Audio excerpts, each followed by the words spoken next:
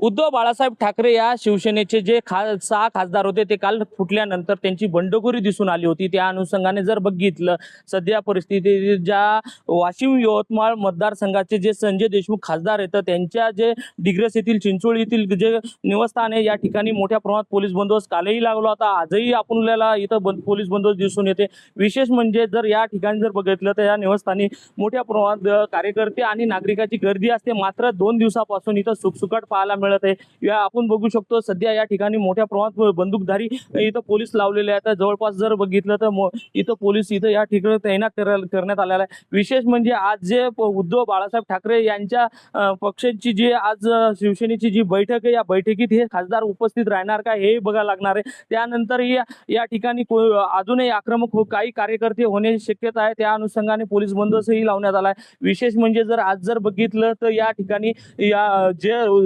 दररोजची जे वर्दळ असते मात्र ती कुठेतरी सुखसुकाट पाहायला मिळते। आज जर बघितलं तर या परिस्थितीत जर बघितलं तर दुपारनंतर या ठिकाणी जे उद्धव बाळासाहेब ठाकरेचे जे कार्यकर्ते त्यांचं आंदोलन होणार असल्याची माहिती मिळते। आता या नेमकंच यातून काय आता मार्ग निघतो आणि नेमकंच काय परिस्थिती निर्माण होते हे आपल्याला बघावं लागणार आहे। कॅमेरामन सचिन राणेसह विठ्ठल देशमुख, TV9 मराठी, यवतमाळ।